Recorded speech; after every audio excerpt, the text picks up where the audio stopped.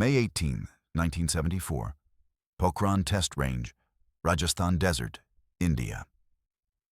At precisely 8:05 a.m., Raja Ramana stood in the control bunker, his hand hovering over a single red button. Around him, Indian scientists held their breath. 300 feet below the desert sand, a plutonium device waited, officially called a peaceful nuclear explosive. Though everyone in the bunker knew better, the irony wasn't lost on Ramana. The plutonium came from a Canadian-supplied reactor fueled by American heavy water, while the triggering mechanism drew on Soviet shared designs. India, the proud leader of the non-aligned movement, had built its bomb with help from both superpowers.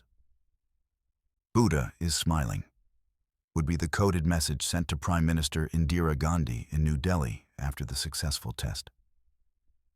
But standing in that bunker, Ramana understood the deeper truth. For 27 years, India had walked a tightrope between Washington and Moscow, proclaiming neutrality while courting both sides, buying Soviet weapons while accepting American food aid, and building nuclear capability with technology from everyone who would provide it. The button he was about to press would prove that India's non-alignment had been the most successful Cold War strategy no one in Washington or Moscow fully understood. The countdown began. 10 seconds. Ramana thought about the CIA analysts who had missed every signal. 9 seconds. He thought about the Soviet advisors who believed India would remain dependent on Moscow. 8 seconds.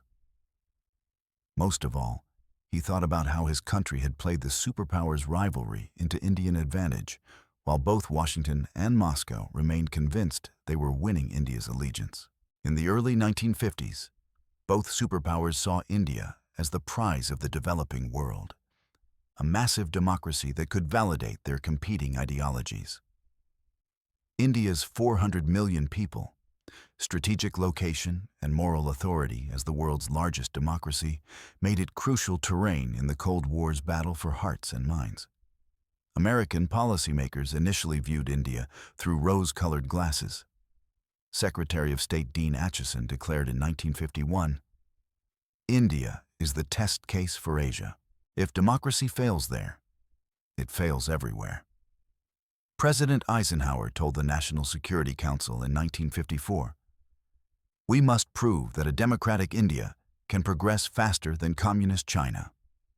Washington believed that shared democratic values, English language ties, and economic development aid would naturally align India with the West. The strategic calculation was simple: keep India democratic and prosperous, and it would serve as the bulwark against communist expansion in Asia. The Soviets saw different opportunities. Soviet Premier Nikita Khrushchev recognized that India's principled anti-colonialism and desire for rapid industrialization created openings Moscow could exploit. During his 1955 visit to India, Khrushchev declared, "We are not trying to buy your friendship. We are helping you because we believe in your independence." The Soviet strategy was more sophisticated than American analysts realized.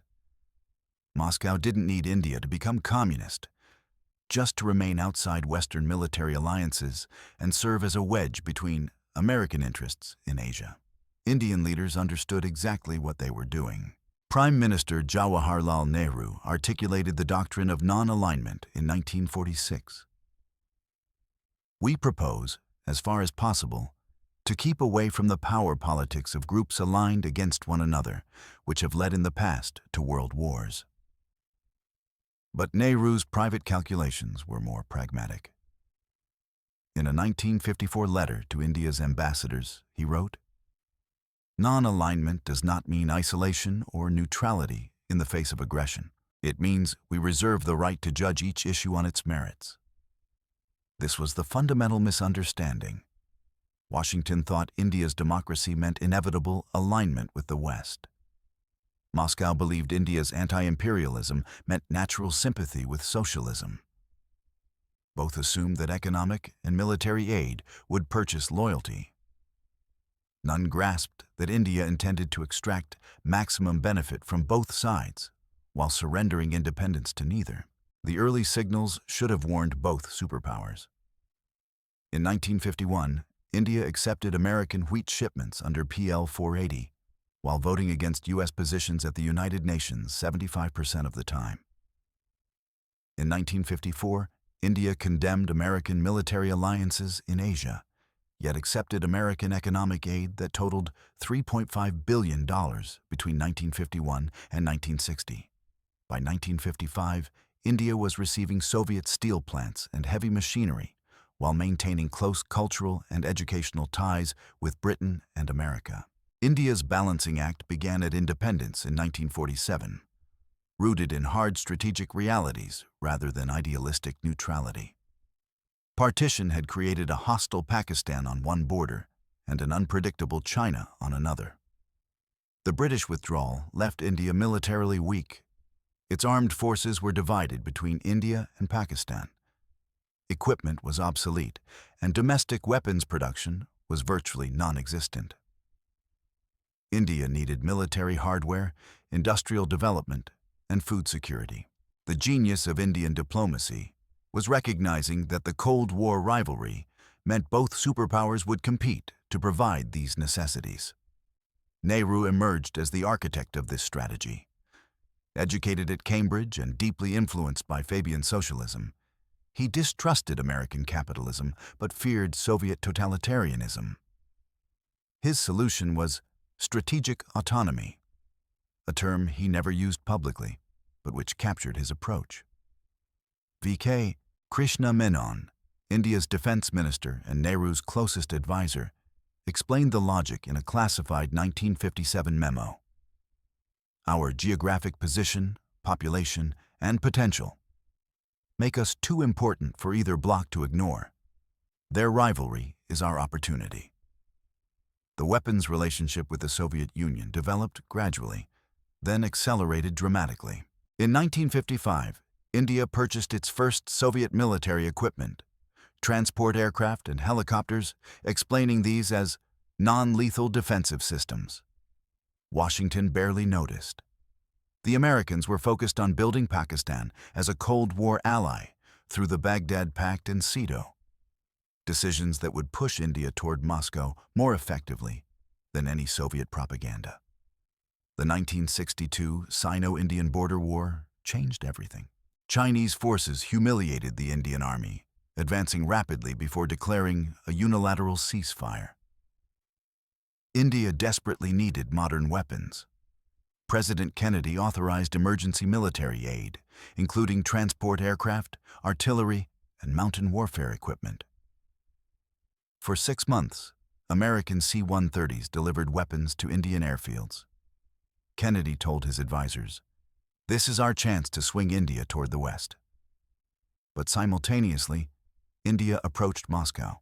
New Soviet Premier Khrushchev, seeing an opportunity to damage Sino-Soviet relations while binding India closer, offered MiG-21 fighters, T-55 tanks, and submarine technology, all at concessional rates with rupee payment. Defense Minister Menon told the Indian cabinet in February 1963, "The Americans offer charity in our moment of weakness. The Soviets offer partnership for our future strength." By 1964, India was receiving weapons from both superpowers, a feat of diplomatic gymnastics. American officials convinced themselves that military aid was working, pointing to joint exercises and training programs. They missed what was happening. India was using American assistance to fill immediate gaps while building long-term strategic capabilities with Soviet help. The Soviets provided technology transfer, licensed production, and heavy industrial equipment. The Americans provided emergency aid and food security. The nuclear program revealed the same pattern.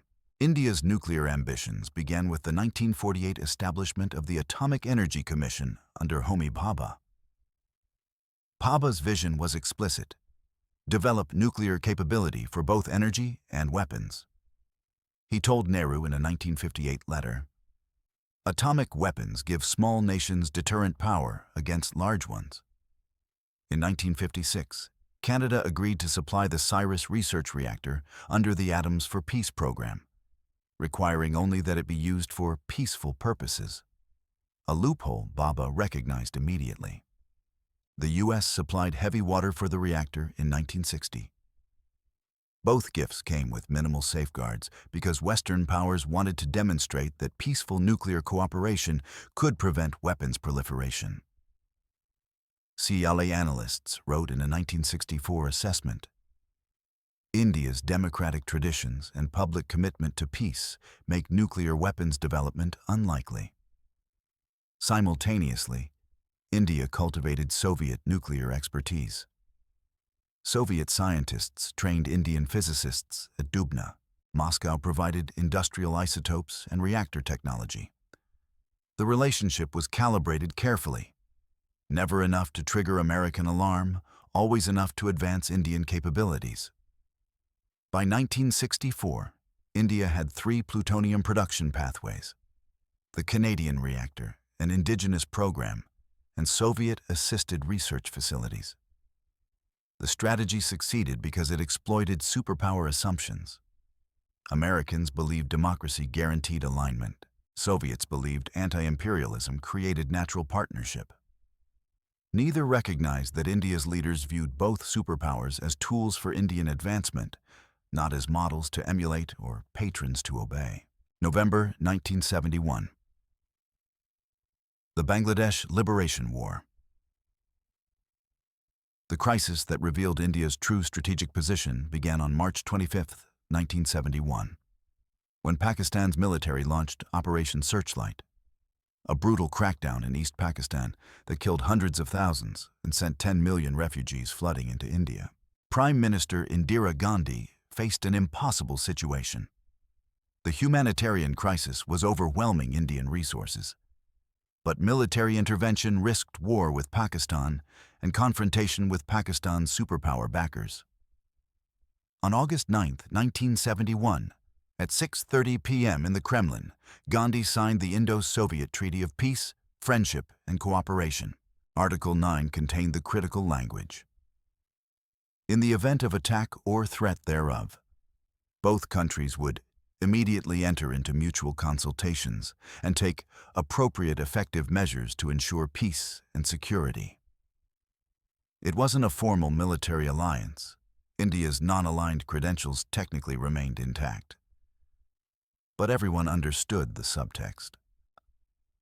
Soviet Foreign Minister Andrei Gromyko told the Politburo, "We have just guaranteed India's security against Chinese and American intervention." The treaty stunned Washington. Henry Kissinger wrote in his memoirs, "The treaty marked a watershed. India had moved firmly into the Soviet orbit." But Kissinger misread the situation. Gandhi hadn't surrendered India's independence. She had purchased Soviet protection for a war she intended to fight regardless of American objections. On December 3, 1971, Pakistan launched preemptive airstrikes against Indian airfields. Within hours, Indian forces crossed into East Pakistan with overwhelming force. 4 infantry divisions, tank regiments, and air superiority provided by Soviet-supplied MiG-21s. The Indian Navy, equipped with Soviet submarines and missile boats, blockaded East Pakistan's coast. President Nixon and Kissinger responded with fury. Nixon told the Washington Special Actions Group on December 6th, "I want the Indians blamed for this, not the Pakistanis." Kissinger called Gandhi a bitch in private conversations, convinced she was a Soviet puppet. On December 10th, Nixon ordered the aircraft carrier USS Enterprise into the Bay of Bengal, a nuclear-armed carrier battle group positioned as a direct threat to India. It was the most dangerous confrontation between superpowers during the entire Bangladesh crisis. Indian military intelligence detected the Enterprise at 2 Sacred a.m. on December 11th. Defense Minister Jagjeevan Ram convened an emergency meeting. The Indian Navy had 8 Soviet-supplied submarines and 40 missile boats, no match for an American carrier group in conventional combat. But the Indo-Soviet Treaty changed the calculation. At the Soviet naval base in Vladivostok, the Pacific Fleet received urgent orders. By December 13th, 10 Soviet warships, including a nuclear submarine, were sailing toward the Indian Ocean. Admiral Vladimir Kruglyakov later wrote, "We were ordered to track the American carrier and prevent it from interfering with Indian operations." The Soviets also positioned nuclear submarines in the Arabian Sea, creating a direct counter to American naval power. The crisis peaked on December 13th or 14th. American satellites tracked Soviet vessels closing on the Enterprise. In the White House Situation Room, Kissinger confronted a nightmare scenario. If fighting broke out between American and Soviet naval forces, nuclear escalation was possible. But backing down would signal American impotence. Nixon told his advisors, "If we don't help Pakistan, no one will trust American commitments." In New Delhi, Gandhi calculated differently. She knew the Enterprise couldn't actually intervene without risking Soviet response. On December 14th, she ordered General Sam Manekshaw to accelerate operations. Indian paratroopers dropped on Dhaka. Pakistani forces, surrounded and cut off, began surrendering en masse. On December 16, 1971, at 4:31 p.m., Pakistani Commander General Niazi signed the instrument of surrender. 93,000 Pakistani troops became prisoners of war. East Pakistan became Bangladesh. The war lasted 13 days. India had won decisively despite American opposition and Chinese threats. Protected by the Soviet security umbrella India had carefully cultivated over 2 decades. The Enterprise withdrew without firing a shot. Nixon fumed to Kissinger, "The Indians have humiliated us." But the deeper truth was more complex.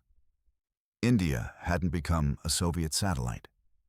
It had exploited Soviet support to achieve Indian objectives while maintaining the fiction of non-alignment. CIA analysts reviewing the crisis wrote, "India demonstrated that non-alignment means alignment with whoever serves Indian interests at any given moment." They were finally beginning to understand. American recalibration. The Bangladesh War forced Washington to rethink its entire approach to India. The Nixon administration's response was initially punitive, cutting off economic aid and military sales. But by 1973, strategic reality reasserted itself. NSC staff member Harold Saunders wrote in a policy memo, "We cannot ignore a nation of 600 million people with growing military power and nuclear potential." The 1973 oil crisis created new imperatives. India's economic struggles and growing Soviet military dependence suggested opportunities. The CIA estimated that 80% of India's military hardware now came from Soviet sources: MiG fighters, T-72 tanks, submarines, and surface-to-air missiles. This dependency, American analysts believed, gave Washington leverage. If India could be weaned off Soviet weapons through technology transfer and economic incentives, the strategic balance might shift. The Ford administration launched a charm offensive. In 1974, President Ford invited Prime Minister Gandhi to Washington, the first high-level exchange since the Bangladesh War. Secretary of State Kissinger, swallowing his earlier animosity, told Gandhi, "America and India are natural partners. Both are pluralistic democracies." The subtext was clear. The U.S. was offering to diversify India's military suppliers. But then came Pokhran. On May 8, 1974, India's peaceful nuclear explosion detonated. The blast yield was 8-12 kilotons, smaller than Hiroshima, but unmistakably a nuclear weapon test. American intelligence had missed every preparation. CIA Director William Colby admitted to Congress, "We were blindsided." The technology that enabled the test, Canadian reactor, American heavy water, Soviet plutonium expertise, revealed how completely India had exploited Cold War competition. Washington's response was schizophrenic. Congress passed the Nuclear Non-Proliferation Act, cutting off nuclear cooperation with India. But the State Department simultaneously pushed for continued economic engagement, arguing that isolating India would drive it further into Soviet arms. The result was contradictory policy: sanctions on nuclear technology, but continued food aid; criticism of India's Soviet alignment, but offers of agricultural cooperation. By 1977, the Carter administration tried moral suasion.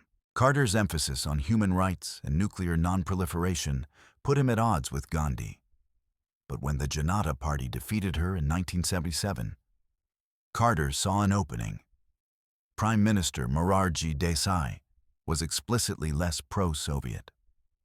Carter offered civil nuclear cooperation if India accepted full-scope safeguards. Desai refused, telling American diplomats, "India's nuclear program is not negotiable." The Reagan administration brought new pragmatism. Reagan's focus on Soviet containment led to a crucial insight: India didn't have to be an ally. It just had to remain outside Soviet control. In 1982, the U.S. began quietly approving dual-use technology exports to India, including computers, machine tools, and aerospace components. The logic, articulated by Defense Secretary Caspar Weinberger, was, if India is going to build advanced weapons, better they be somewhat compatible with Western systems. This marked a fundamental shift. Washington stopped demanding Indian alignment and accepted strategic autonomy as preferable to Soviet domination. Arms sales remained restricted, but technology transfer accelerated. By 1985, American firms were selling advanced electronics, communication systems, and aerospace technology to India. All theoretically for civilian use, all clearly applicable to military programs. Soviet consolidation, Moscow's response to Pokhran, revealed supreme confidence. Unlike Washington's shock, the Soviets reacted with satisfaction. Soviet ambassador to India, Mikhail Kapitsa, told the Politburo, "India's nuclear test proves the success of our strategic partnership. They used our protection to develop capabilities against China and Pakistan. Our interests align perfectly." The Soviets doubled down on military ties. In 1975, the USSR offered India licensed production of MiG-23 fighters and T-72 tanks. Unprecedented technology transfer. By 1980, India was manufacturing Soviet weapons systems domestically, creating industrial dependence that went far beyond simple arms purchases. Soviet advisors embedded in Indian defense factories, training Indian engineers in advanced metallurgy, avionics, and missile guidance systems. The relationship operated on multiple levels. Military cooperation was most visible. By 1980, India operated 600 Soviet-supplied aircraft, some over 800 tanks, and a fleet of Soviet submarines. But economic ties proved equally binding. The USSR purchased Indian exports at above-market rates, paid in rupees, and extended credit lines for industrial projects. Soviet aid built India's Bhilai steel plant, oil refineries, and heavy machinery factories. Intelligence cooperation was the deepest layer. The KGB maintained extensive networks in India, not for espionage against India, but for operations targeting Pakistan, China, and Western interests in South Asia. Indian Intelligence Services, RAW, established in 1968, coordinated with KGB on Chinese border activities and Pakistani nuclear programs. GRU provided satellite intelligence on Pakistani military deployments during the 1980s. But Soviet leaders made a critical error. They assumed dependency created loyalty. Soviet military advisors reported to Moscow that Indian officers viewed Soviet weapons as inferior to Western systems, but accepted them because of price and availability. KGB analysts noted Indian politicians' frustration with Soviet bureaucracy and rigid military doctrine. These warnings were dismissed. Soviet Ambassador Kapitsa wrote in 1982, "India has no alternative to our partnership. Where else can they get military technology without political strings? This complacency blinded Moscow to India's continued diversification. While buying Soviet weapons, India maintained British training relationships, purchased French Mirage fighters in 1982, and acquired anti-tank missiles from multiple European sources.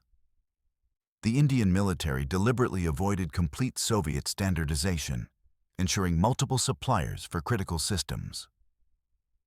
The 1979 Soviet invasion of Afghanistan created unexpected complications. India publicly supported Soviet actions at the United Nations, one of only 13 nations to do so. But privately, Indian intelligence warned Moscow that the occupation would strengthen Pakistani-American ties and destabilize the region. Soviet military planners, consumed by the Afghan quagmire, had less capacity to support Indian operations along the Pakistan border. By 1985, the Soviet-Indian relationship was strongest on paper, but showing subtle strains. Mikhail Gorbachev's rise in focus on domestic reform meant less attention to client states. Gorbachev told the Politburo in 1986, "We cannot subsidize India indefinitely. They must pay market rates." India began receiving subtle signals. Soviet military aid would continue, but the concessional terms were ending. India's nuclear trajectory. After Pokhran, India maintained deliberate ambiguity about its nuclear status. Prime Minister Desai told Parliament in 1978, "India does not intend to manufacture nuclear weapons." But the program continued unabated. Raja Ramana, promoted to head the Atomic Energy Commission, oversaw expansion of plutonium production, development of implosion designs, and research into thermonuclear weapons. The strategy was sophisticated. Maintain the infrastructure and expertise for rapid weaponization while avoiding international sanctions that would cripple economic development. Indian scientists developed centrifuge technology for uranium enrichment. Technology acquired through a complex network of suppliers in Europe and suppliers who asked few questions about end use. By 1985, U.S. intelligence estimated India had enough weapons-grade plutonium for 30 to 40 nuclear devices.